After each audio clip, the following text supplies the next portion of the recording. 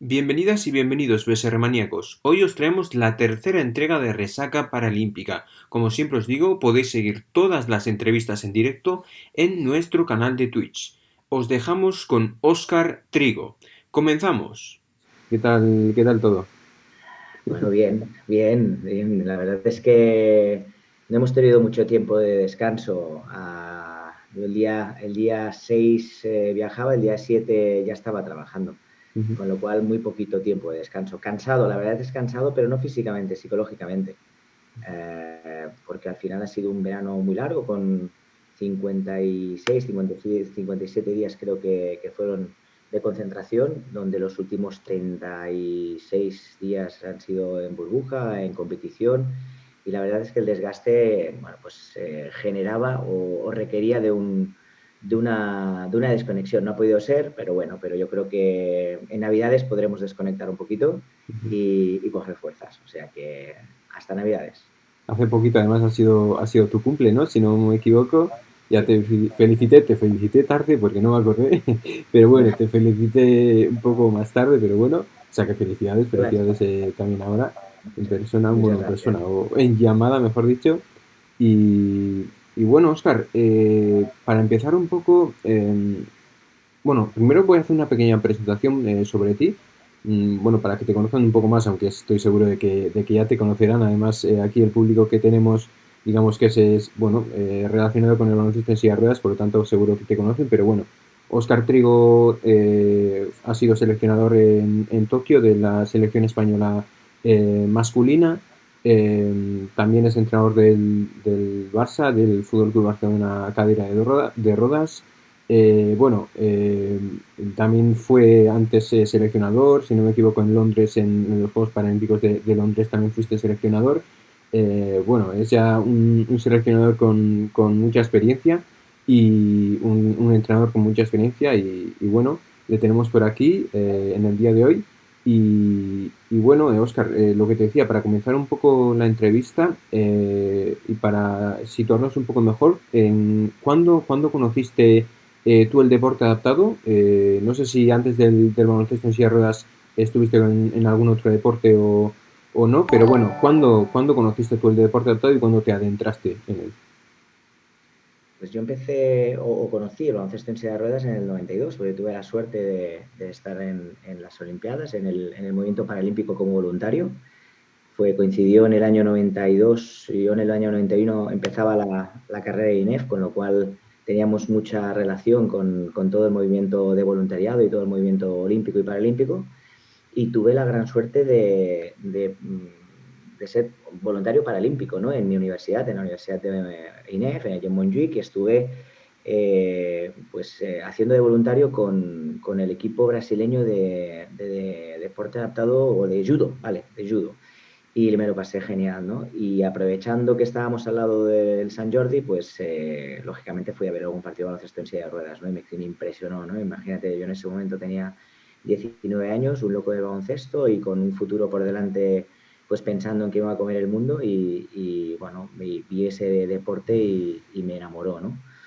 Eh, pero hasta el 2001, 2002, yo creo que es el 2001 no tengo la primera experiencia o la experiencia de baloncesto en silla de ruedas, ¿no? El Hospital Goodman había firmado convenio con el Fútbol Club Barcelona y buscaba en la temporada 2001, buscaba un entrenador joven que viniera al baloncesto de a pie para probar, para cambiar la dinámica que vivía la sección de baloncesto en silla de ruedas, ¿no? Y bueno, pues tuve la oportunidad de empezar ese proyecto en el 2001 y la verdad es que yo pensaba que iba a ser un año de prueba para después volver al baloncesto convencional, pero ya han pasado 20 años y aún sigo en el baloncesto en silla de ruedas. Algo debe tener que enganchar. O sea que antes de conocer el baloncesto en silla de ruedas, ¿ya eras también entrenador de baloncesto a pie? O sí, Sí, ¿no? sí, sí, yo siempre he estado relacionado con el baloncesto a pie. Sí que es verdad que tuve una corta etapa en la que estuve en el hockey patines, porque acabando la carrera me fichó un equipo de división de honor y pues, estuve encargado de la preparación física de un equipo de hockey. Y en el 2006 fiché por la selección española de hockey también y tuve mi primera experiencia en una selección con el equipo de hockey, que quedamos campeones de Europa en Monza, ¿no? Con lo cual, pues también puedo decir que soy campeón de Europa de otro deporte. Ujú. Y Oscar, ¿cómo fue ese cambio, digamos, o bueno, si vienes del baloncesto a pie, el baloncesto a pie y el baloncesto en sierras, bueno, los dos son baloncesto, pero son diferentes, ¿cómo fue ese cambio? ¿Cómo fue ese cambio de baloncesto a pie a baloncesto en sierras? Yo creo que el baloncesto en silla de ruedas ha evolucionado muchísimo desde el 2001 y el profesional que entra en el baloncesto en silla de ruedas es muy diferente o tiene los medios absolutamente diferentes a los que yo tenía en ese momento, ¿no? Cuando yo entré en el 2001 no teníamos streaming, no teníamos partidos, no teníamos todo el seguimiento de la liga, las estadísticas. Al final yo conseguí un vídeo, pero un vídeo en videotape, en un vídeo eh, VHS, donde vi un partido del Barça contra Peña de la final de la Liga Catalana que dio TV3 como primicia en el 2001 y ese fue mi único apoyo pues, en el momento de empezar a la hora de generar documentación para poder trabajar en el deporte, ¿no? Ahora en estos momentos es muy diferente, ¿no? Tienes pues todo ese material y además, lógicamente, los jugadores pues siempre, históricamente, han sido una fuente de formación también para los entrenadores que venimos de otro ámbito, ¿no? En este caso yo tengo que agradecer, y siempre lo digo públicamente, yo agradezco muchísimo pues la plantilla que tuve en el 2001, 2002, 2002, 2003, porque tuvieron la paciencia de, bueno, pues de enseñarme, de dirigirme y de aguantar ciertas cosas que venían de baloncesto a pie, que yo quería aplicar y que en estos momentos veo inviable, ¿no? Pero que en ese momento teníamos que hacer, ¿no? Con lo cual, pues al final la experiencia formativa un poco ensayo-error, ¿no? En ese momento. Con lo cual, bueno, sí que es verdad que yo tenía una ventaja en ese momento, que es que había estado durante unos años en un equipo profesional o semiprofesional de hockey y patines, con lo cual llevaba ese bagaje de saber que es un vestuario de alto nivel y, por otra parte tenía un conocimiento de la operación física, lo que me llevó a que durante sobre todo los primeros años de preparación del Fútbol Club Barcelona en ese momento trabajábamos mucho aspectos de preparación física que ahora se trabaja en la pista y como porque parece normal, pero en que hace 20 años era como muy novedoso el hecho de trabajar en pista con balón de baloncesto, ejercicios de ritmo, ejercicios de intensidad que llevaban al equipo pues, a un alto grado de preparación física, ¿no? Que eso es lo que yo creo que nos salvó en esos años de no bajar, ¿no? Porque lógicamente por conceptos, pues lo justito.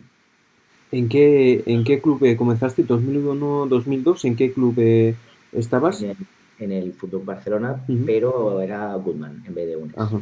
¿Y Estuve del cuál? 2001 al 2008. Ajá. Bueno, al 2009, que es cuando nació mi hija, Ajá. mi hija mayor.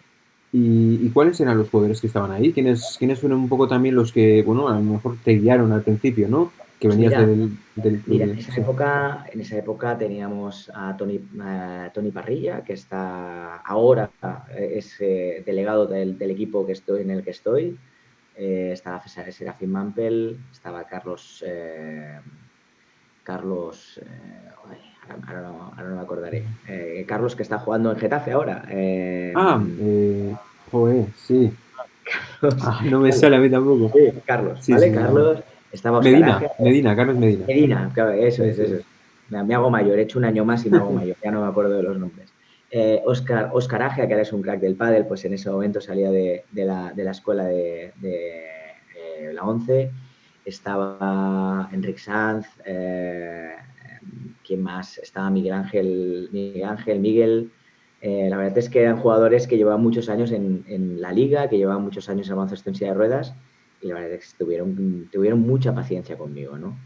¿Y tuviste quien te guió también como, o sea, ellos eran jugadores, pero como entrenador, una figura, digamos, que te guió o fue un poco por ti mismo? No, en ese momento no. Piensa que no teníamos los medios además para comunicarnos con otros entrenadores, ¿no? Jugábamos y sí que es verdad que durante los primeros años, pues en las pistas ya empiezas a contactar con entrenadores y empiezas a hablar y realmente pues vas trabajando ese bagaje de formación, ¿no? Y bueno, pues entrenadores como Javi Pérez, que coincidíamos con Fundosa en ese momento y podíamos hablar, con Abraham también, cuando estábamos con el 11, pues trabajábamos en pista, hablábamos, comentábamos, el entrenador de Vigo, o sea, no me acuerdo cómo se llamaba el entrenador de Vigo de esa época. Pablo Beiro igual, no, No, no, no, no, no, no. no, el entrenador no. Pablo Beiro en ese momento era el delegado. Ujú. No, bueno, entrenadores que íbamos hablando cuando nos juntábamos en pista, hablábamos y comentábamos, ¿no? Un poquito, pero al final pocas referencias como entrenadores porque en esos momentos era muy complicado, ¿no? Relacionarlos a Ujú. nivel, pues lo que hay ahora, ¿no? A nivel de cursos de formación o de vídeos. Hombre, lógicamente el primer vídeo de formación que vi fue el de Frogley, el mítico vídeo de formación de la Universidad de Illinois, ¿no? Pues yo creo que ese para los antiguos, para los que empezamos a formarnos hace 20 años, era nuestro punto de referencia, ¿no? Ese vídeo de Mike Frogley. Ujú. ¿Y cuál ha sido, bueno, en el 2009 has dicho que dejas, bueno, el Barcelona en este caso, a dónde haces el salto? A dónde vas? Pues mira, en el 2008 fichó por selección, por federación, para acompañar al equipo sub-23 al europeo de Adana. Jugamos el europeo de Adana y lo ganamos. En el 2009, pues trabajo ya a cabo temporada y trabajo en el Mundial con la sub-23 también, en el Mundial de París, donde quedamos plata. Y también empiezo ya a trabajar con el equipo masculino en Adana 2009, donde hacemos lo que podemos, porque la verdad es que la preparación que existía en el 2009 no tiene nada que ver con la que empezó en el 2011, ¿no? Y de ahí también empiezo a trabajar con la Federación Catalana, haciendo también de seleccionador catalán, los programas de tecnificación de la Federación Catalana.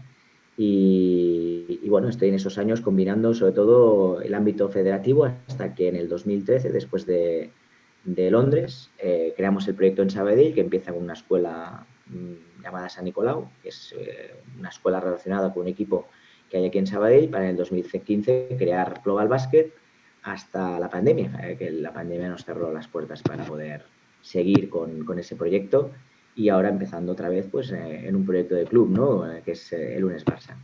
Ujú. Me imagino, bueno, por lo que yo también te conozco tanto en San Nicolau como luego en Global Basket, también eres un entrenador que ha trabajado mucho con chavales muy jóvenes, con la cantera. Eh, Me imagino también que le darás mucha importancia a eso, ¿no? A la formación. Bueno, es que mi perfil es formador.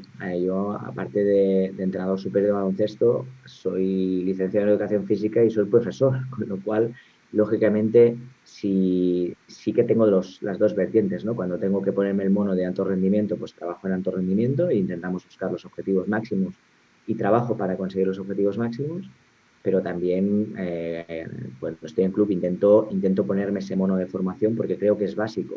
Eh, Al final, tú tienes, como club, tienes dos vías para conseguir jugadores. Uno es pagándolos, si tienes talonario puedes pagarlos, fantástico, y otro es crearlos, ¿no?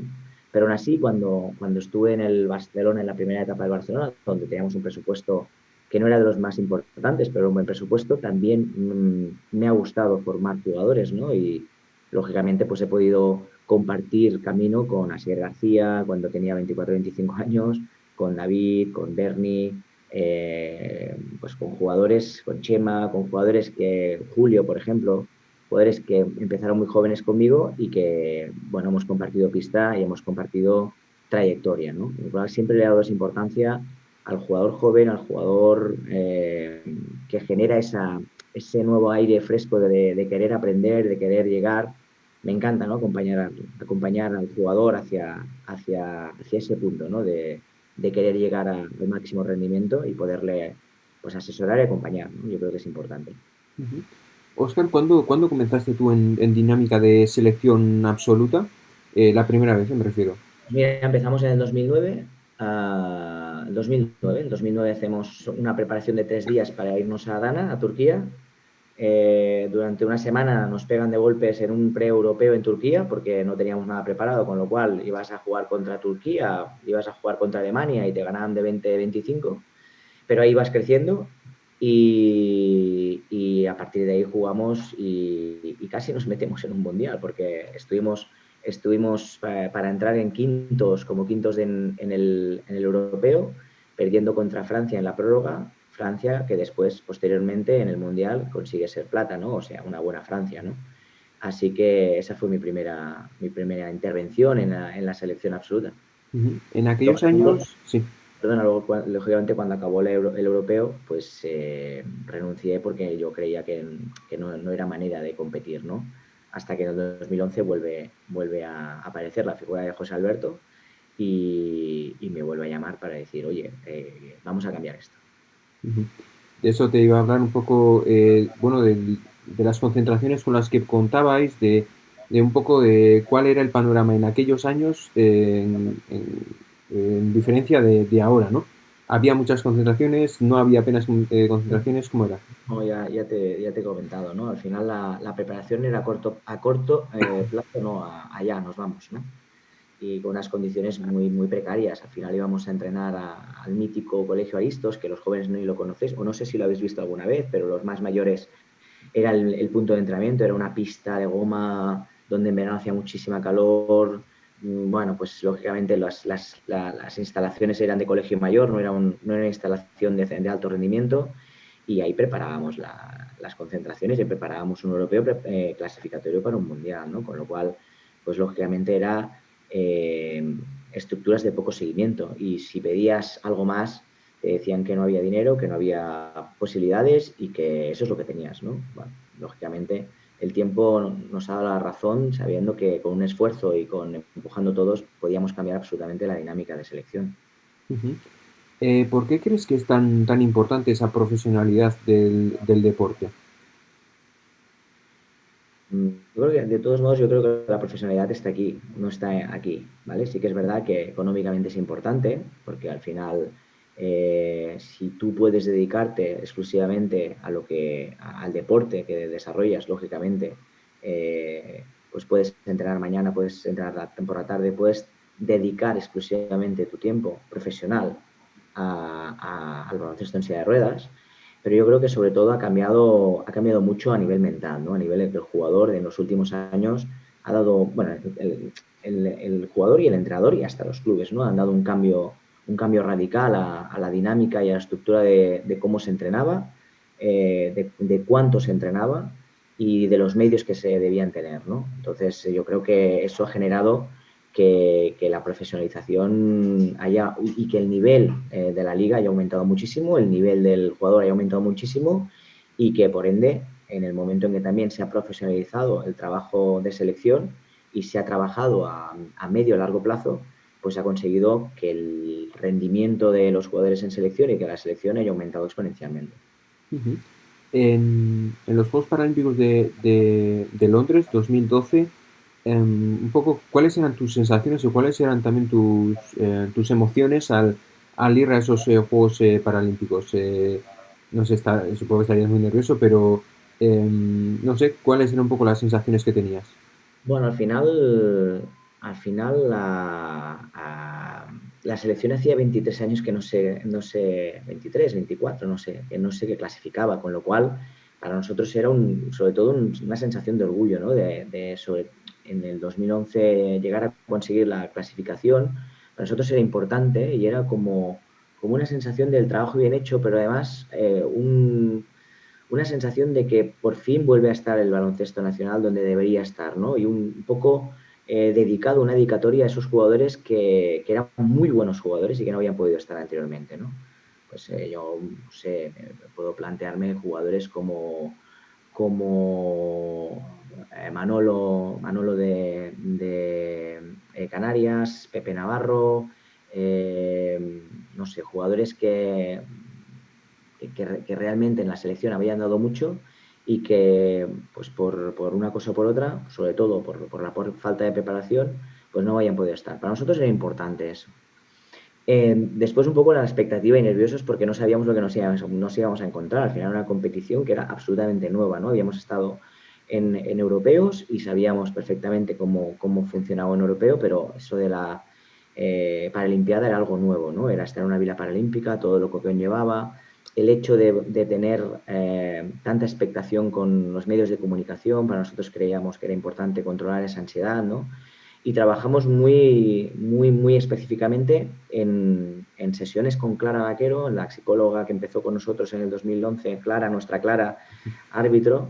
Pues empezamos a trabajar mucho sobre la ansiedad, sobre el control de la ansiedad en el entorno, en la competición, porque creíamos que todos íbamos a vernos afectados por la magnificencia, ¿no?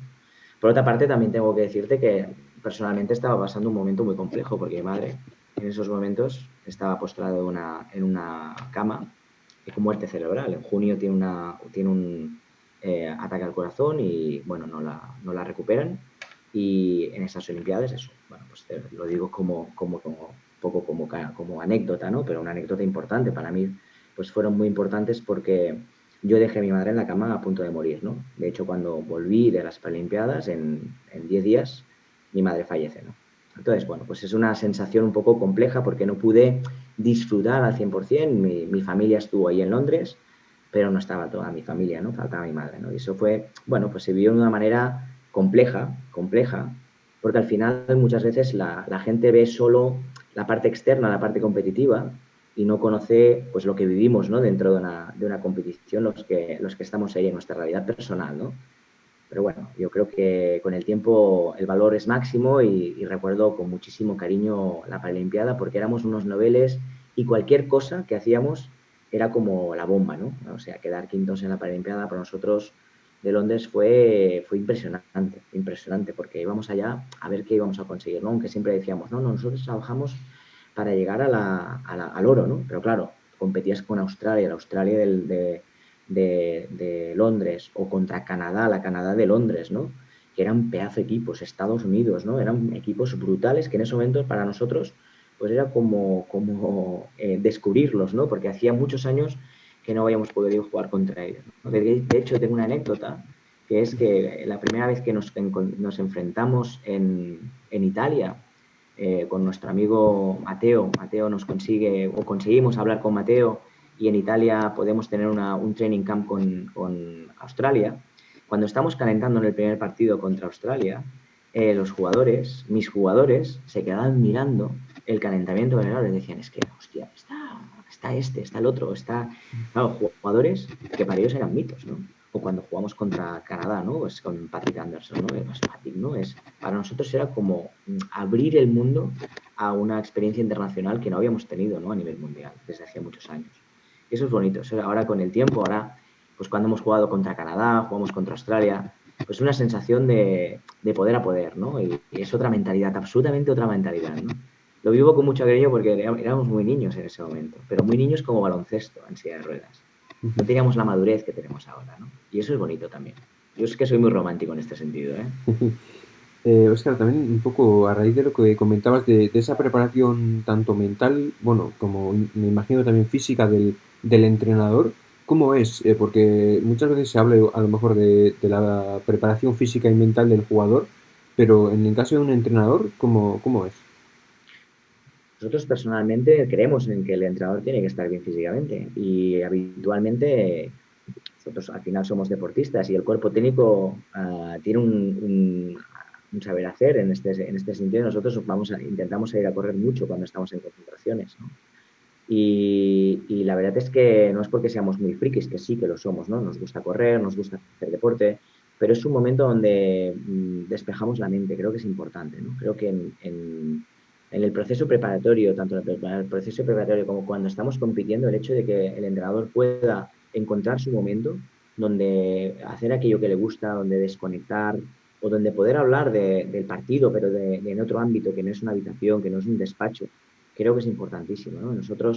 Yo personalmente siempre me he intentado preparar físicamente antes de un campeonato, porque los 10 días, los 12 días de campeonato son durísimos, ¿no? Y son de poco dormir, de mucho estrés, y es importante trabajar eso, ¿no? Trabajar la mente, estar bien mentalmente y estar muy bien físicamente, ¿no? Eso te lleva a que, bueno, pues ese estado de fatiga que vas generando durante todo el campeonato lo puedas retrasar y puedas, bueno, pues llegar al final de la competición al máximo, ¿no? Luego también una pregunta bueno, me parece interesante. ¿Crees que un entrenador debe ser justo? Con justo me refiero, por ejemplo, imagínate que hay un jugador que viene todos los días a entrenar, pero a lo mejor no llega al nivel, ¿no? Que puede llegar otro jugador y que ese jugador a lo mejor no está tan comprometido como el otro. Eh, y bueno, como a veces buscamos el alto rendimiento, ¿no? A lo mejor ese otro jugador juega más que el que acude a todos los entrenamientos y tiene más, más compromiso. ¿Cómo me imagino que será muy difícil de gestionar, pero ¿cómo lo gestionas tú? Pero es que no es tan difícil, es simplemente qué estás jugando. A ver, el alto rendimiento es alto rendimiento y no es justo. Porque es justo quedar cuarto en la Paralimpiada después de todo lo que hemos hecho, yo qué sé. Al final la palabra justicia está muy de moda, pero ¿qué es justo? Si tú estás buscando alto rendimiento, al final lo que buscas es el alto rendimiento del jugador, la máxima optimización del rendimiento de esa persona o ese grupo de personas. Lógicamente, con 12 jugadores que tienes a tu cargo y en selección 12 jugadores que son referentes en su equipo, en su club y en el baloncesto en Sierras Nacional, es muy, muy difícil ser justo. Es muy difícil, ¿vale? Con lo cual, aquí ya no entramos, yo no entro en el tema de la justicia, entro en el tema del respeto. Yo creo que cuando entras en un banquillo y entras en un vestuario, lo que tienes que hacer es respetar a la gente, ¿no? Y creo que esa es mi máxima. Lógicamente, si estás en formación, pues tienes que generar, tampoco hablaría de justicia, ¿no? Sino que generas una dinámica de trabajo, una cultura de trabajo en la cual si el jugador es pues un jugador que es modélico, está trabajando y le tienes que dar el premio, le tienes que dar el premio, pero estás en formación. Entonces, aquello de que no, formación, rendimiento, olvídate. Si es rendimiento, rendimiento, si es formación, es formación, y el rendimiento no es salud. El rendimiento no es justo. El rendimiento no es salud, con lo cual no nos queramos engañar, ¿no? Entonces, yo lo gestiono con respeto, ni más ni menos. Y respeto pues que todo el mundo tiene su mentalidad, su forma de ser, y podrá estar más de acuerdo o menos de acuerdo con lo que yo hago, pero siempre lo trabajo desde el respeto, con lo cual,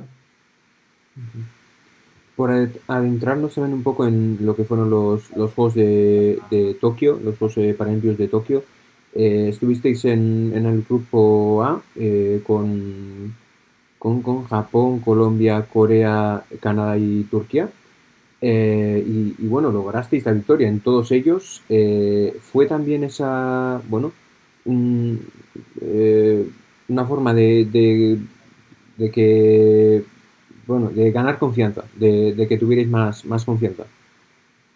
bueno, es que el proceso de preparación de la Paralimpiada ha sido muy complejo en todos los sentidos, mucho. ¿Te acuerdas que cuando estuvimos hablando y estábamos en Sierra Nevada, te explicaba que habíamos tenido que cambiar absolutamente todos los pasos a la hora de trabajar la metodología de entrenamiento de las concentraciones y de la preparación de la selección, ¿no? Si siempre hacíamos un bloque de contenidos para que hubiera una automatización de conceptos y que al final siempre trabajamos con un nivel competitivo, aquí era al revés, aquí fue al revés, ¿no? Aquí empezamos todos compitiendo porque sabíamos que el último mes no podíamos competir, ¿no? Con lo cual, pues ya empezamos todo al revés, ¿no? Y eso genera que el equipo llegara a Tokio con muchas dudas competitivas. ¿Dónde estábamos, no? ¿Dónde estábamos? Por eso era muy importante el partido, sobre todo el primer partido. Conseguimos un partido contra Australia, un partido amistoso antes, que ganamos, y ahí nos demostramos que, ostras, pues estamos bastante mejor competitivamente de lo que pensábamos, porque teníamos en la mente pues aquella fase preparatoria de Holanda donde habíamos estado del todo bien, ¿no? Pero que yo te decía, es que es normal que no estemos bien porque no tenemos automatizado todos los conceptos. Y estamos empezando por la competición donde se nos ven todos los errores, ¿no? Entonces eso hace que el jugador llegara un poco ahí con esas dudas, ¿no?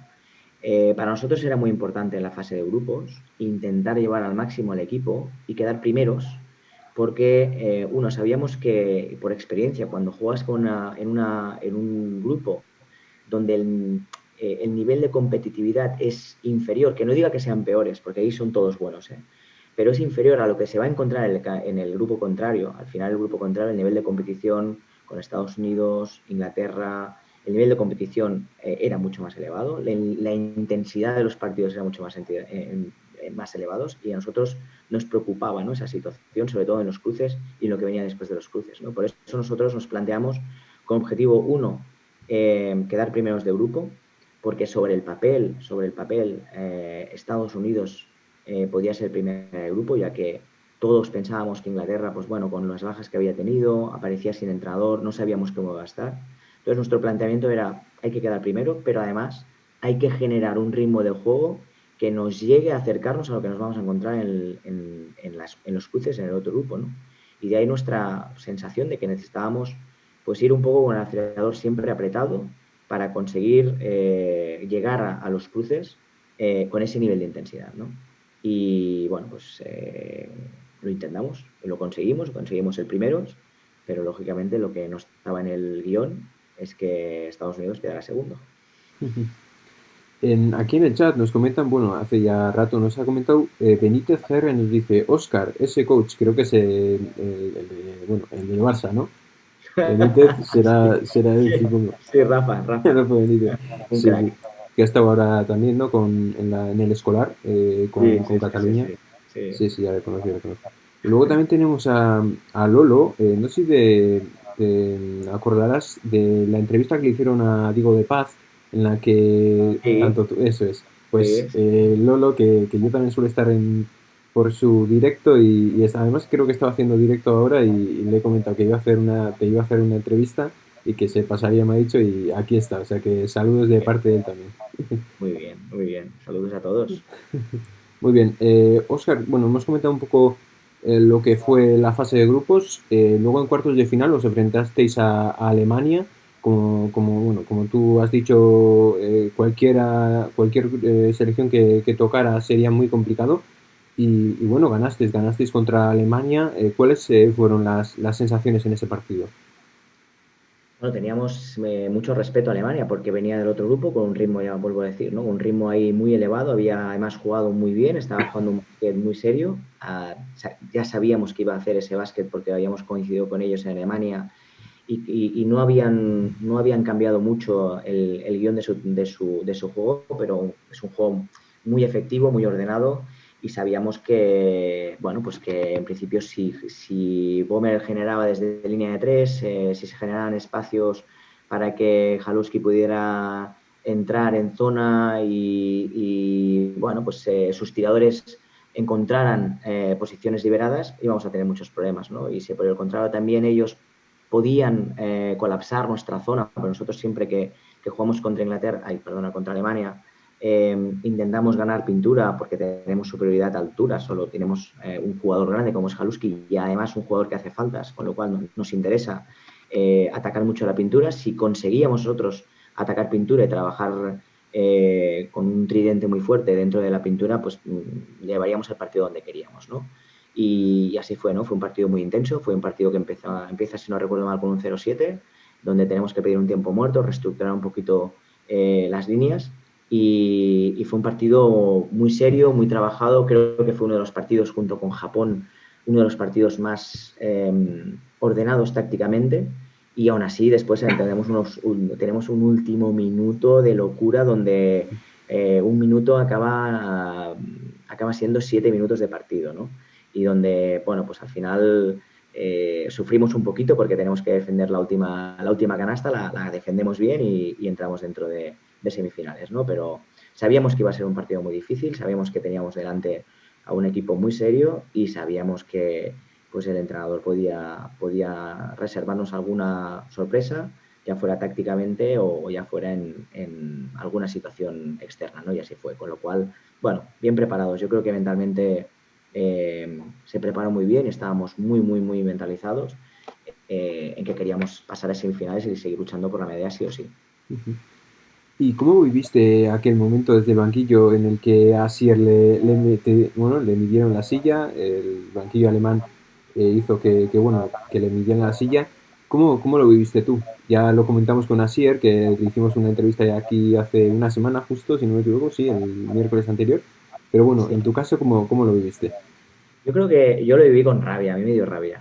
Como entrenador me dio rabia, lo entiendo perfectamente, es una situación táctica que él actúa, él está en todo su derecho de pedir esa medición para intentar, bueno, o si las cosas no están bien, expulsar al jugador o sacarlo mentalmente. Medio rabia porque creo que con Nicolai tenemos una relación de muchos años y medio rabia que nos lo hiciera, que generara eso, ¿no? Que tuviera que ir a buscar, pero por otro lado pensé que en ese momento habíamos ganado el partido, que en ese momento ganábamos el partido, porque creo que mentalmente estábamos muy fuertes y que también mentalmente habíamos madurado, hemos madurado muchísimo en este proceso de preparación de este año, hemos madurado muchísimo y la pandemia nos ha ayudado a madurar muchísimo, a ser muy duros de coco, ¿no? Y la verdad, pero medio rabia y además yo creo que me pillaron en un primer plano recordándole algo a Sier, ¿no? Que tenía que hacer, ¿no? Bueno, ya sabéis que yo también soy muy pasional, aunque intento ser fuera de la pista, pues soy una persona muy tranquila y reflexiva. En pista, pues la pasión nos lleva y me alegré mucho por la reacción de Asier, ¿no? Me alegré mucho por esa madurez pues, que transmitió y ese golpe en el pecho, ¿no? Diciendo, aquí estoy yo, ¿no? Soy un jugador élite, soy un jugador top y no me vas a sacar, ¿no? Y yo creo que ahí ganamos el partido. Ujú, Aunque él defienda que fue todo lo contrario, que ella consiguió, yo creo que ahí ganamos el partido. ujú. Después vienen las semifinales, os enfrentáis contra Estados Unidos. Ya se sabía que iba a ser un partido muy complicado, pero a lo mejor sí que Estados Unidos no estaba en su mejor momento. Bueno, había perdido contra Gran Bretaña en la fase de grupos. A lo mejor era el momento. ¿Crees que era el momento de cogerles, de ganarles? Nos creíamos que sí, creíamos, nosotros cuando entramos en la pista creíamos que estábamos preparados para ganar a Estados Unidos. El problema es que yo creo que no supe transmitir, y lo digo en primera persona y no me engaño, no me escondo, ¿no? Yo creo que no supe transmitir el que no podíamos correr más que ellos. Es que si queríamos ganar el partido a ver quién corría más, a ver quién hacía el baloncesto más intenso, estábamos perdidos, ¿no? Y creo que eso es lo que pasó, ¿no? En el primer cuarto somos capaces de mantener el ritmo, pero cuando sale su rotación, ya sabemos que en Estados Unidos siempre hay una rotación de inicio por estatus, pero que luego sale la rotación realmente que es la que va a hacer daño y la que realmente es la principal. Sabíamos que cuando salía esa rotación teníamos que parar el partido, teníamos que matar el partido, ¿no? Y no lo hicimos. Yo creo que llegamos a jugar o quisimos llegar a jugar a su ritmo, a su juego, ese juego de velocidad, a ese juego de transición muy rápida que lo tenemos, pero creo que tuvimos que tomar la decisión contraria, ¿no? De matar el partido, de aguantarlo y de llegar al tercer, cuarto ahí, ¿no? Un poco con la táctica del conejo, ¿no?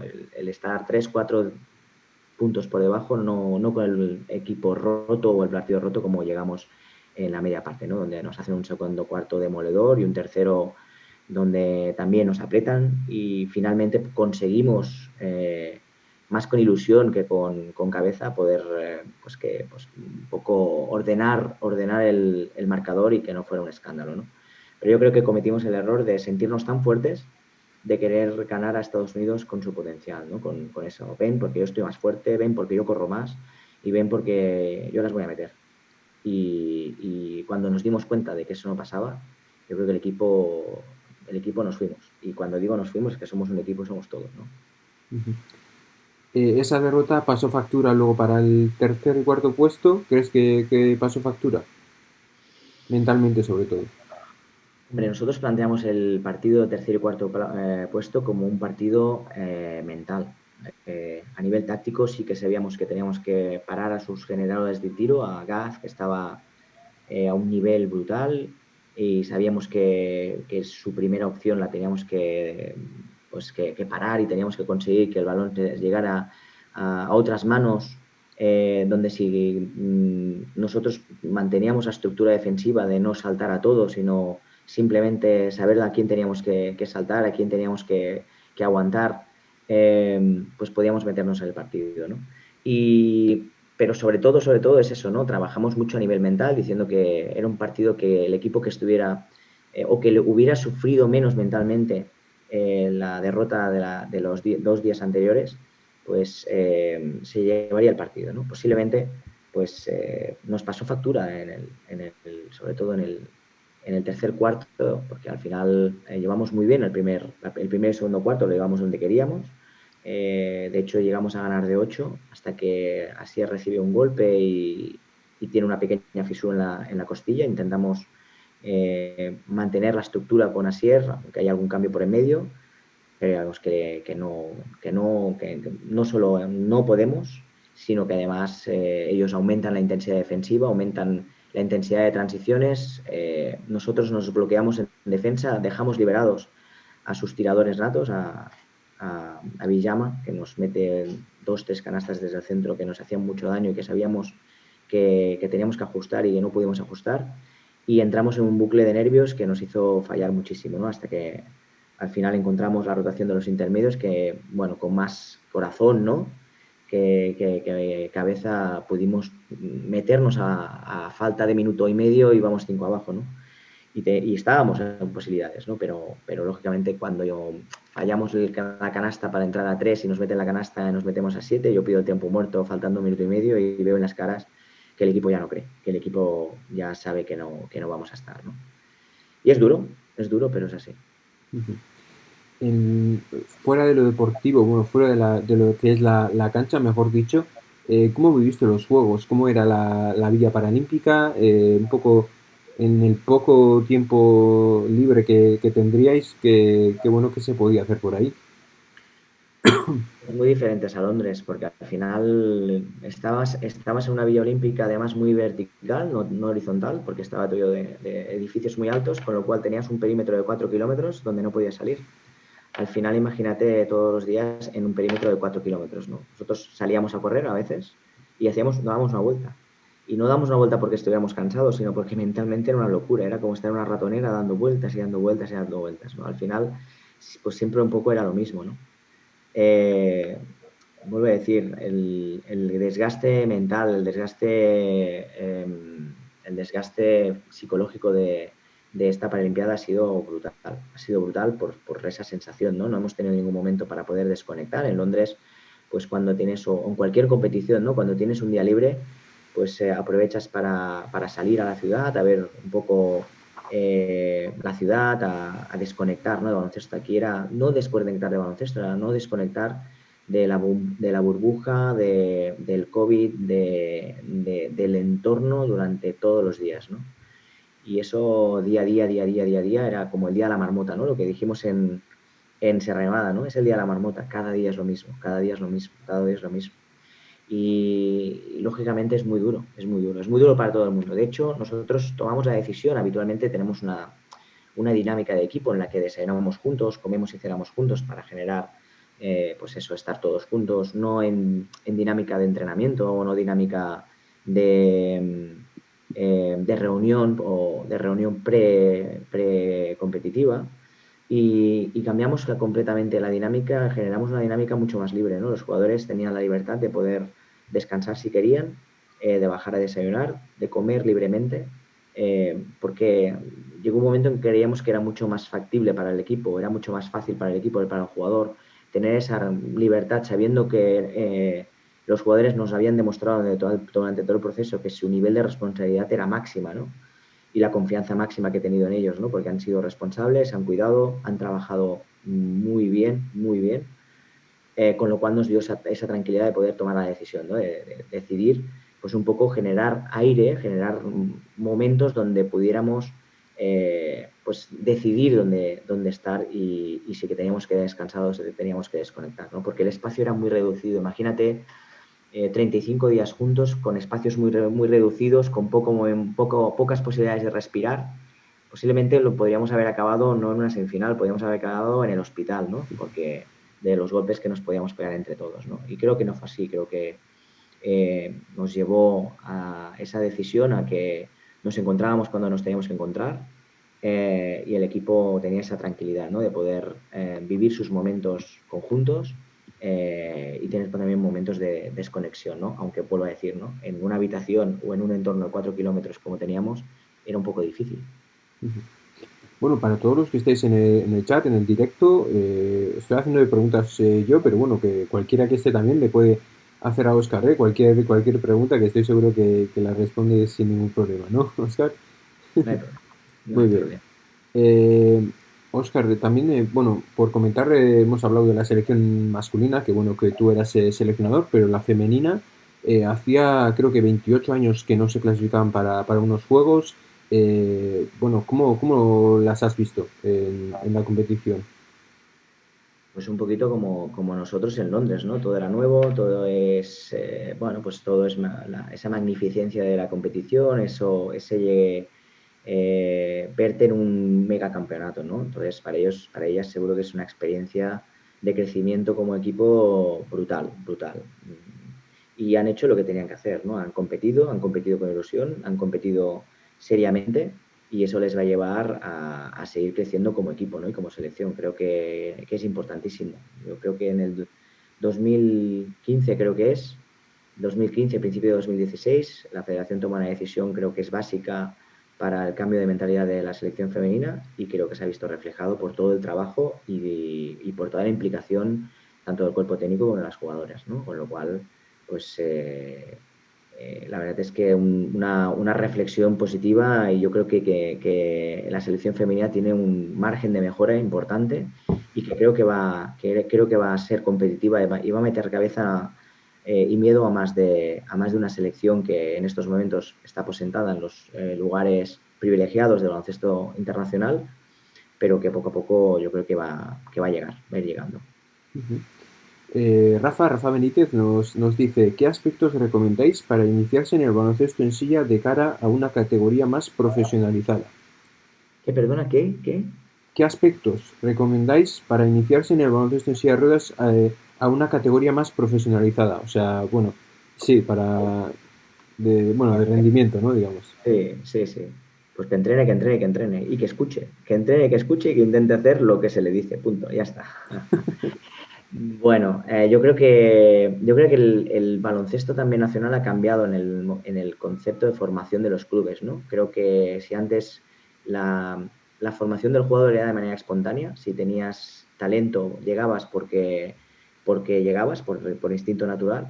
Yo creo que en estos momentos, y se ha visto, ¿no? Con vuestra generación, ¿no? Sobre todo, las escuelas deportivas, los campeonatos escolares, la formación o el modelo de selección absoluta llevado a la sub-22, los programas de preparación, de tecnificación, han generado que jugadores jóvenes hayan podido llegar, ¿no? Al alto rendimiento. Pero no por generación espontánea, sino porque se les ha encaminado hacia el alto rendimiento, ¿no? Hacia la cultura del deporte del alto rendimiento. Entonces yo creo que es importante que ese aspecto esté en cada club que quiera trabajar el alto rendimiento. Si tu objetivo no es el alto rendimiento, que es la recreación o es la formación, pues será otra metodología, ¿no? Pero en este caso, aquellos clubes que abogan por el rendimiento, creo que es importante que apuesten por la formación del joven jugador, ¿no? Llevado hacia el primer equipo, ¿no? Y orientado hacia el primer equipo, ¿no? Exigiéndole pues lo que se le exige a un jugador profesional, pero oye, dándole esas oportunidades para poder formar parte del equipo de manera jugada, ¿no? Ujú. Esos jóvenes que comentabas también los hemos visto en Tokio, también que van ya ahí llamando a la puerta, bueno, que incluso ya están ahí, como pueden ser Pincho, Óscar Rubia, Manu, bueno, y también muchos otros que también están por ahí. Eh, ¿Crees que también se está trabajando bien con la cantera y se está viendo, bueno, hasta en selección absoluta? Yo creo que se ha seguido siempre la política de dar margen y cabida a los jugadores jóvenes que despuntan, ¿no? En la Liga Nacional, ¿no? En este caso, pues tú has hablado, yo creo que ya empiezan a ser realidades, ¿no? Manu es una realidad dentro de la selección. En Polonia jugó muchos minutos, trabajó con rotaciones ya muy desarrolladas y tanto en Polonia, donde vimos cómo crecía, como aquí, que ya hemos visto un Manu mucho más maduro, pues creo que ya son realidades, ¿no? Pincho ha tenido una situación más intermitente. Bueno, pues al final por su situación de estar en Madrid, estar en Estados Unidos, bueno, el que entender qué es ser jugador de selección, le ha llevado a que no tenga esa continuidad, ¿no? Que ha tenido Manu, ¿no? Pero la verdad es que la competición, el proceso preparatorio que ha tenido Pincho en este proceso, ¿no? Hacia Tokio y sus minutos en juego han sido fantásticos, ¿no? Ha crecido de una manera, pues desde la primera concentración que tuvimos en Semana Santa o ya en julio del 2020 hasta los últimos partidos. Yo creo que Pincho se ha ganado cada segundo que ha jugado en la pista, porque ha jugado con una rotación que no estaba o no era una rotación, estaba preparada, porque hemos preparado esa rotación en el proceso de preparación, pero no era una rotación contrastada, y ya se ha convertido su rotación en una rotación que nos daba algo diferente, un margen de cambio de ritmo del partido que ha sido muy interesante para nosotros, ¿no? Con lo cual yo creo que orgulloso, ¿no? De ese crecimiento, ¿no? En el sentido de Pincho. Y Oscar, claro, Oscar pues ha tenido un señor por delante, que es un 1,5, que se llama Danny Stitch, que ha estado excelso, ha sido para mí uno de los mejores jugadores en este campeonato. Y eso ha llevado pues que esos minutos donde podía entrar, pues han sido menores, ¿no?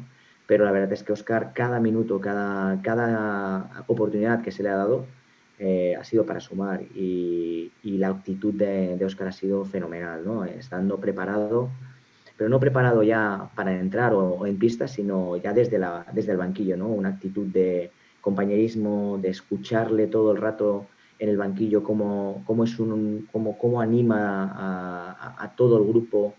Pues creo que es un proceso que le va a llevar a ser uno de los mejores también, ¿no? De jugadores, uno de los mejores 1,5 que vamos a tener, ¿no? Ya sé que tú eres un 1,5, pero es que hay. Con Oscar Onrubia también, bueno, que has tenido la oportunidad de crecer con él, ¿no? Eh, También le conocerás muy, muy bien.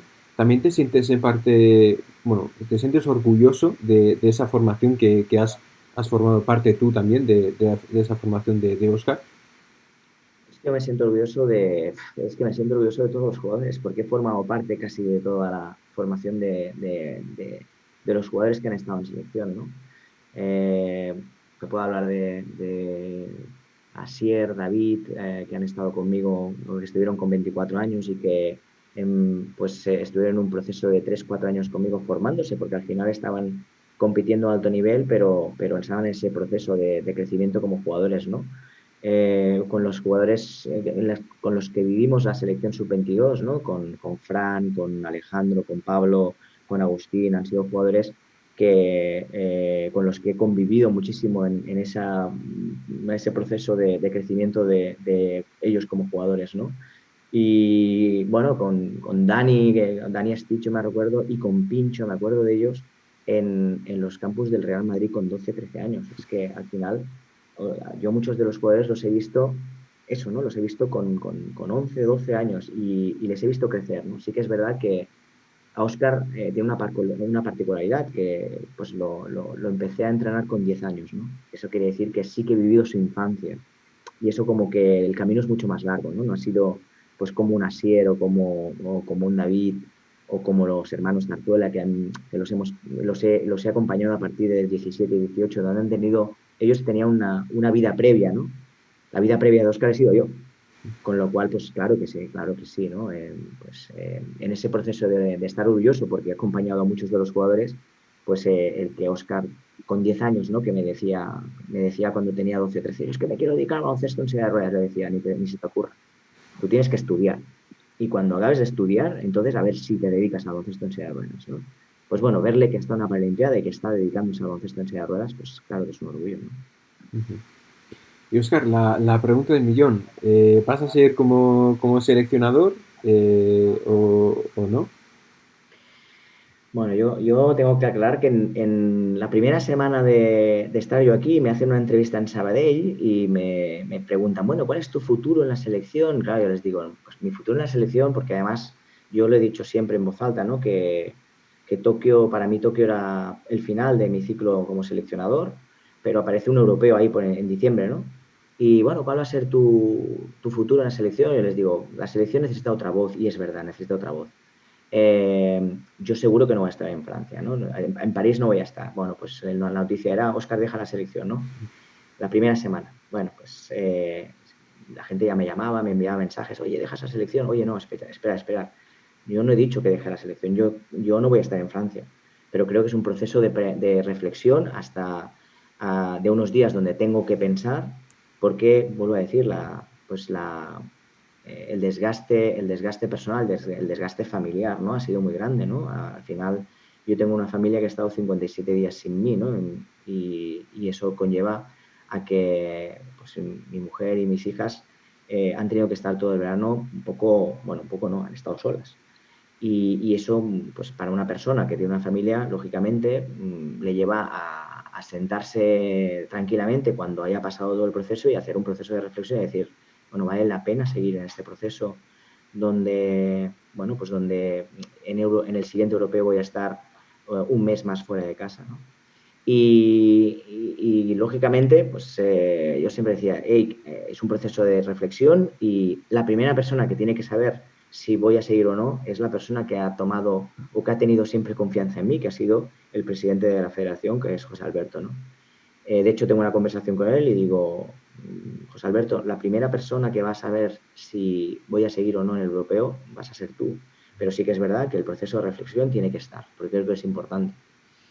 Bueno, pues la semana pasada, lógicamente, le llamo, porque había quedado con él, ¿no? Mi conversación con él es muy simple. Yo creo que Óscar Trigo no tiene que estar en el europeo. Y no tiene que estar en el europeo porque sigo pensando que la selección tiene un ADN competitivo impresionante y el equipo sigue teniendo un ADN competitivo impresionante. Pero la selección necesita otra voz que germine ese ADN competitivo. Al final, yo estoy desde el 2008-2009 en dinámica de selección, porque el proceso del 2014 al 2017, aunque no estoy en banquillo, estoy coordinando las selecciones y también me siguen escuchando los jugadores. Entonces, al final son 12 más 1, ¿no? Casi 13, bueno, son 13 años donde yo he estado presente en esa selección, ¿no? En esta selección. Creo que después de lo que hemos vivido, eh, y de la sensación agridulce que hemos vivido, porque al final sí que hemos competido, pero no hemos ganado el objetivo, que era ganar una medalla, ni hemos conseguido el objetivo, que era esa medalla, creo que es importante que se cambie la voz, ¿no? Y que se renueve esa ilusión por seguir compitiendo, ¿no? Yo tengo muy claro que si yo estoy en Madrid, la selección se clasifica para el Mundial. Pero es que yo no quiero que la selección se clasifique para el Mundial, yo quiero que la selección gane la medalla de oro porque es lo que se merecen los jugadores que están en la selección. Con lo cual, yo tengo muy claro que yo no les voy a llevar a esa medalla de oro. Y no porque tenga menos aptitud, porque creo que tengo la aptitud para entrenar a cualquier equipo. Creo que los ciclos y las reflexiones de los entrenadores son importantes planteándose qué suman dentro del equipo, ¿no? Y yo creo que sumo más pues dando un paso al lado y ofreciendo un equipazo al entrenador que tenga la capacidad de sacar ese grano competitivo, ¿no? Aparte de eso, también está el factor personal, ¿no? El factor personal donde, pues, en la balanza de lo que ganas y lo que pierdes, en estos momentos a nivel familiar pierdo muchísimo más estando fuera y alejado de mi familia porque lo que quiero realmente es estar con ellos y ellos quieren estar conmigo, ¿no? Entonces no tiene sentido, no tiene mucho sentido forzar algo cuando sabes que las mimbres están y que el equipo va a competir y va a ser una gozada verlos. Ujú. Y sabes, bueno, no sé si sabrás cuál puede ser el cuerpo técnico que estará en Madrid. No, no tienes ni idea, me imagino igual, ¿no? No tiene que ser, esa no es mi misión, yo tengo mi opinión y creo que por respeto al baloncesto nacional me la tengo que guardar y me la tengo que guardar porque no se sabe y no voy a influenciar. Yo con el presidente he hablado y tengo muy claro qué es lo que necesita el equipo. Eh, lógicamente, pues el seleccionador que esté se va a encontrar un grupo fenomenal de jugadores con una actitud súper profesional y va a ser muy fácil, ¿no? Y si dentro de ese cuerpo técnico pues está el cuerpo técnico que me ha acompañado durante todos estos años, pues aún mejor, ¿no? Porque son unos excelentes profesionales, ¿no? Todos los que hemos estado en el cuerpo técnico, ¿no? Donde hemos velado por los intereses de la selección y por los intereses de los jugadores, ¿no?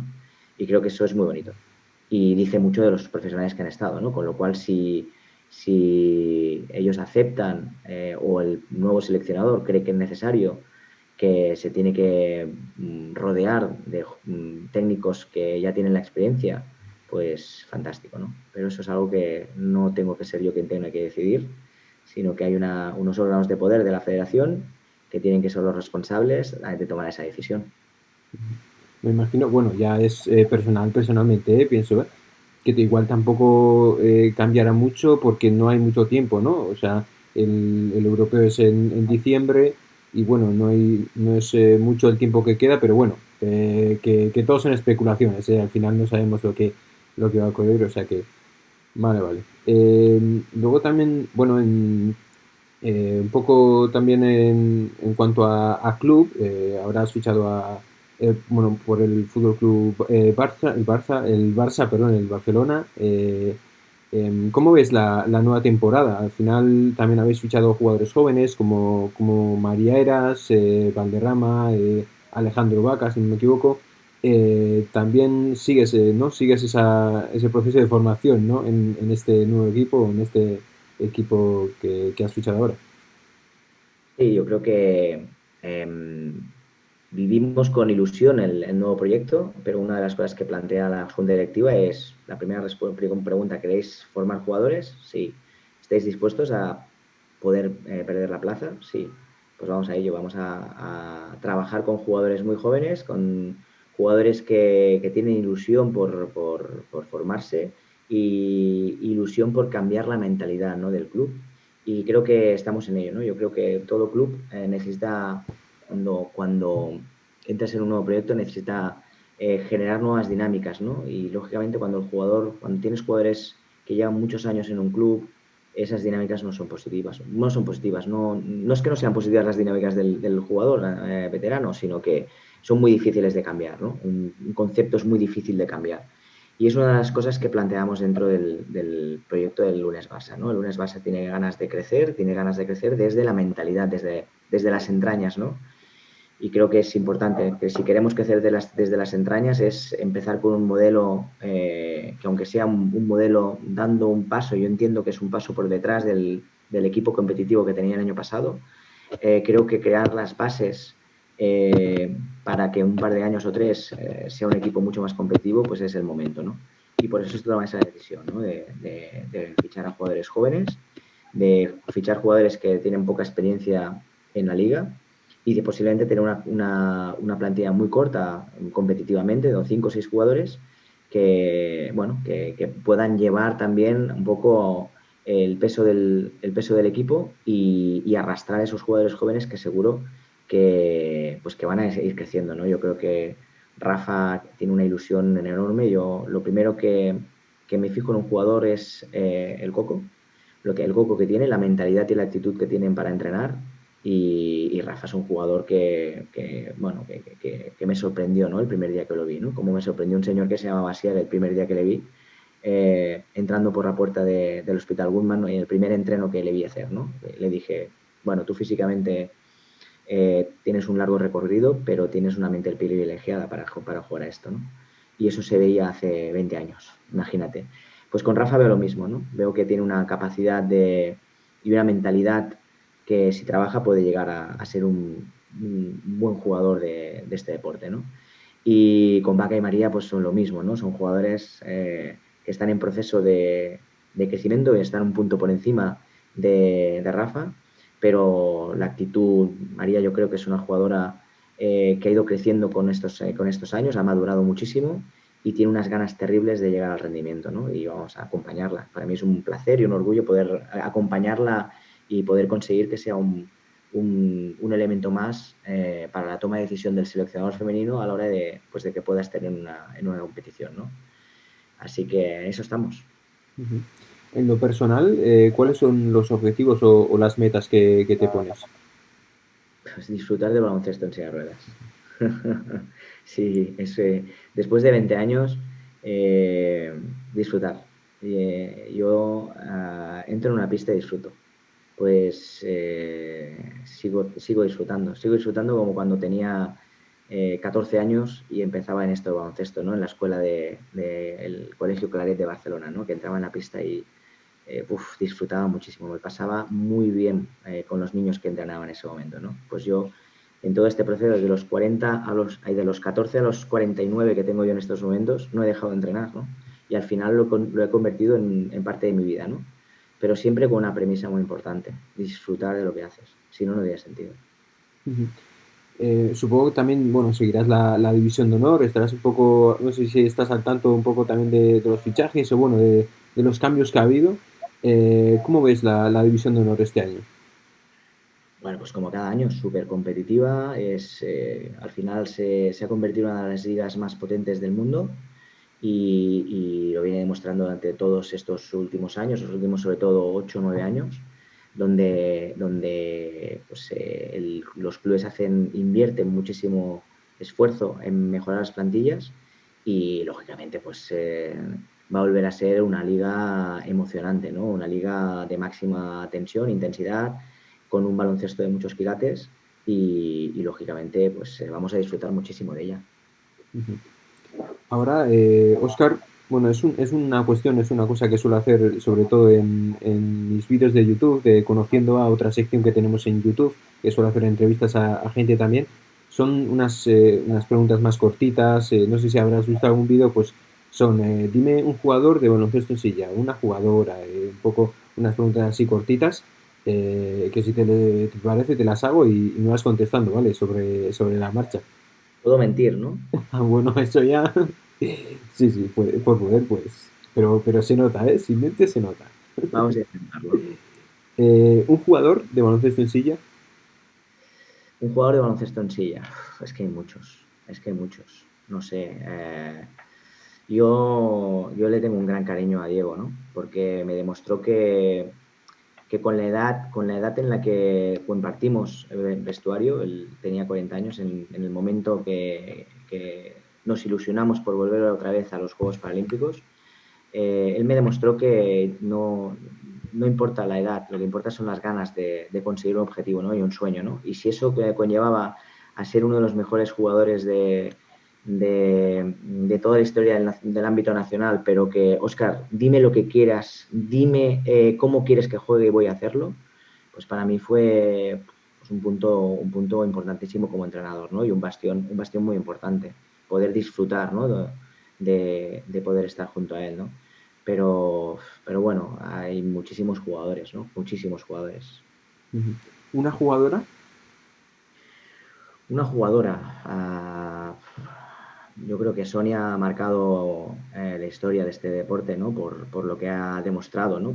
Su pasión, por generar un club detrás de ella, por estirarlo, por empujarlo, por esa ilusión, ¿no? Por seguir mejorando, ¿no? Con lo cual, creo que más allá de la pista, Sonia ha demostrado que este deporte tiene tan buena salud por la ilusión y por la fuerza de mucha gente que está dentro de este deporte, ¿no?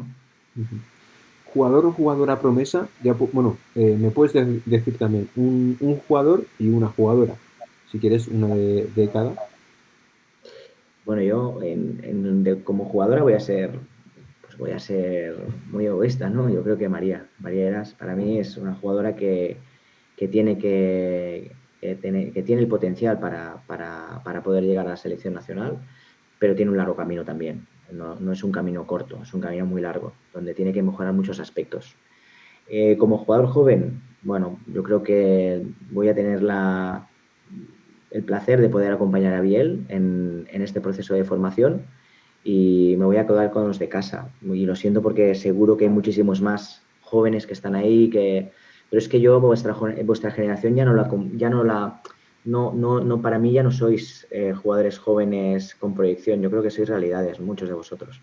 Entonces me parece una falta de respeto seguiros llamando promesas, ¿no? Cuando habéis demostrado tanto en este deporte.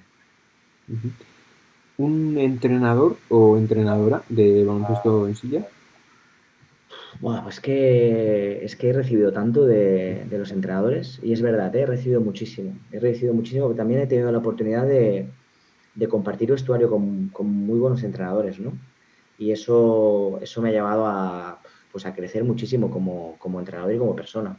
Yo creo que yo siempre he dicho, la selección no es, o los éxitos de la selección no son éxitos de Óscar Trigo, sino de todo el trabajo transversal de los entrenadores que hay alrededor de la selección, ¿no? Pues Javi López, Xavi, Frank, Jonay en este proceso, en el anterior, cuando hemos estado con Javi Pérez, hemos estado con Abraham, son entrenadores que me han aportado muchísimo, ¿no? Como entrenadores, ¿no? Y entrenadores en contra, pues también aprendes mucho de los entrenadores en contra, ¿no? Pues, cuando he jugado contra Mateo en la Liga Nacional, han sido partidos súper bonitos. Cuando hemos jugado contra el entrenador alemán ahora, Nicolai, contra, ¿no? contra Nicolai, son partidos que te llevan a exprimirte, con lo cual yo creo que lo bonito es que el nivel de entrenadores a nivel internacional y a nivel nacional está aumentando muchísimo, ¿no? Y, y por eso también me gustaría jugar otra vez en División de Honor, ¿no? Porque me encantaría volver a enfrentarme a algunos de los entrenadores con los que nos juntábamos en esa época del 2009, pero también con los jóvenes jugadores, con los jóvenes entrenadores que están demostrando que están aportando muchísimo, ¿no? ¿Has tenido alguna oferta de División de Honor para entrenar algún equipo de División de Honor? Es que, ¿sabes qué pasa? Que yo no me dedico profesionalmente al baloncesto en silla de Ujú. ruedas. Con lo cual, cuando uno no se dedica profesionalmente, el mercado está muy vetado, ¿no? O sea, cuando digo está muy vetado, la gente nos conocemos mucho y saben que es muy difícil que yo marche de Barcelona o de Sabadell en este caso para dedicarme a baloncesto en silla de ruedas porque no lo voy a hacer. Bueno, solo te puedo decir que un año el Murcia, ¿no? El antiguo Murcia, el Polaris, ¿no? Me hizo una oferta y cuando le dije, bueno, pues si tienes que traer a mi familia, le dije el montante de dinero porque lógicamente pues mi pareja, mi mujer, tiene un buen trabajo. Yo soy profesor y tengo un buen trabajo. Oye, si quieres que me dedique a esto vale esto. Esto a lo mejor son 3 jugadores. ¿Qué te parece? Lógicamente los sueldos de entrenador de baloncesto en silla de ruedas ni se acercan a los sueldos de entrenador ACB, ¿no? Con lo cual está bien durante una época poder soñar en vivir del baloncesto en silla de ruedas, pero no es fácil, no es nada fácil. No es nada fácil y a veces la realidad te lleva pues a que tengas que tomar las decisiones que tienes que tomar, ¿no? Date cuenta que al final el perfil del entrenador de División de Honor es un perfil joven, ¿no? ¿Por qué? Pues porque a lo mejor no tiene una hipoteca, no tiene hijos y no tiene una carga familiar y con un sueldo o con una ficha media ya se apaña, ¿no? En el momento en que tienes otras responsabilidades, lógicamente una ficha media de entrenador pues no es suficiente, ¿no? Para poder sobrevivir, ¿no? Un equipo de baloncesto en silla. Un equipo de baloncesto en silla. Pues mira, yo voy a ser muy romántico, pero a mí la Once Andalucía era un equipo que me daba mucho cariño. Y Once Andalucía era aquel equipo que el hermano menor del hermano grande, y todos sabemos quién era el hermano menor y el hermano grande, pero era el hermano menor rebelde, ¿no? Y con muy poquitos medios, pero con mucho talento, pues llegaron a ser dominadores de este baloncesto, ¿no? Entonces, para mí, yo me quedo con Once Andalucía. Pues creo que eres la primera persona que no ha dicho un equipo propio. Es increíble. Ya, pero Sí, sí, todos, todos, todo el mundo dice lo todo, mismo. bueno, Pero bueno, es normal, yo lo entiendo también, ¿eh? Sí, sí, sí, sí, sí. ¿Torneo preferido? pues mira, yo te voy a decir que a mí me encanta el europeo. Y parece que, hostia, y te vas del europeo. Es mi competición para mí. Yo creo que es la competición más bonita que hay porque es súper competitiva. Y me gustan mucho los europeos. Y todo el mundo dice, no, la Paralimpiada, la Paralimpiada. Bueno, sí es verdad, claro, la Paralimpiada es el máximo exponente, ¿no? Pero para llegar a esa Olimpiada has tenido que ganar a ganarte el puesto en el europeo. Nadie, no sé si alguien se acuerda, ¿no? Que hay que trabajar un buen europeo para conseguir la plaza en la Paralimpiada. Con lo cual yo siempre me quedo con el europeo. Ujú. Y para terminar, Oscar, ¿cómo definirías el baloncesto en silla en una palabra? O Pasión, también pasión, pero bueno, ¿y qué supone para ti el baloncesto en silla? pasión, Pasión. pasión. Pasión, porque si no, y ahora voy a hacer un alegato, ¿no? Si no, con el sueldo que tienes como seleccionador, y ya lo digo por si alguien se quiere dedicar a ser seleccionador, te aseguro que si no tienes pasión, no, no haces lo que conlleva el ser seleccionador. Muy bien, bueno, por nuestra parte esto es todo. Lo único, pues a los que estén viendo el directo, como les he dicho antes, también cualquier pregunta que tengáis, cualquier pregunta que queráis hacerle a Oscar, aquí le tenéis. Por nuestra parte, ya te digo, eso ha sido todo. Lo único, bueno, un poco por hacer un poco de tiempo mientras a ver si nos escriben algo más. ¿Tenéis pensado, o sea, tenéis programado algún amistoso? ¿Habéis disputado algún amistoso ya con el Barça? Un poco como... Mira, este fin de semana nos vamos a Dijon, vamos a hacer 1000 kilómetros Joder. para irnos a Francia, porque mi amigo Frank Belén, que fichó este verano por el Dijon, nos ha invitado a pasar allí un fin de semana donde vamos a jugar 5 partidos amistosos. Así que vamos a hacer un maratón de partidos, ¿no? Ese es el primer bloque. Después tenemos una Supercopa Cataluña, una Copa Cataluña, no sé decir muy bien, porque contra el CEM el fin de semana siguiente. Y si podemos hacer algún partido más con nuestros amigos de la Peña, pues intentaremos jugar algún partido más antes de empezar la liga. Ujú. Muy bien, ¿contra quién comenzáis la liga, el primer partido? Contra Zaragoza, contra Adapta Zaragoza. Otro. Bueno, complicado Partido bonito, también, ¿no? Sí. partido bonito contra Artacho, que me encanta. Ostras, es verdad, que a mí también. Antes no he dicho, no he planteado, pero yo creo que Artacho es un entrenador, un magnífico entrenador, que trabaja muy bien tácticamente, es un estudioso de esto y como siempre va a ser un partido muy bonito jugar contra él. Ujú. Muy bien, bueno, pues por aquí no nos comentan gran cosa, Oscar, o sea que vamos a ir, Les hemos dejado a todos mudos. bueno, Yo creo que anonadados. la noticia les ha dejado a todos mudos, les ha dejado mudos. Sí, sí. Bueno, Oscar, lo dicho, muchas gracias una vez más por estar por aquí. Ya habías estado también en otro vídeo del canal haciendo un poco una previa de los juegos y que gracias por estar otra vez disponible.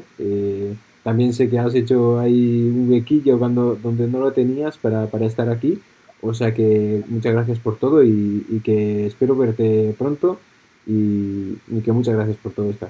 Nada, hombre. Ya sabes, ya te lo dije la otra vez, un placer encontrar los huecos para poder hablar de baloncesto en silla de ruedas y para poder hablar contigo, que siempre es muy ameno. Muy bien, muchas gracias, Oscar, y aquí lo dejamos. Muy Venga, bien. vale, adiós. Adiós. Esto es todo por hoy. Atentos a nuestras redes sociales porque pronto anunciaremos nuestro siguiente invitado. Muchas gracias por acompañarnos y nos vemos pronto.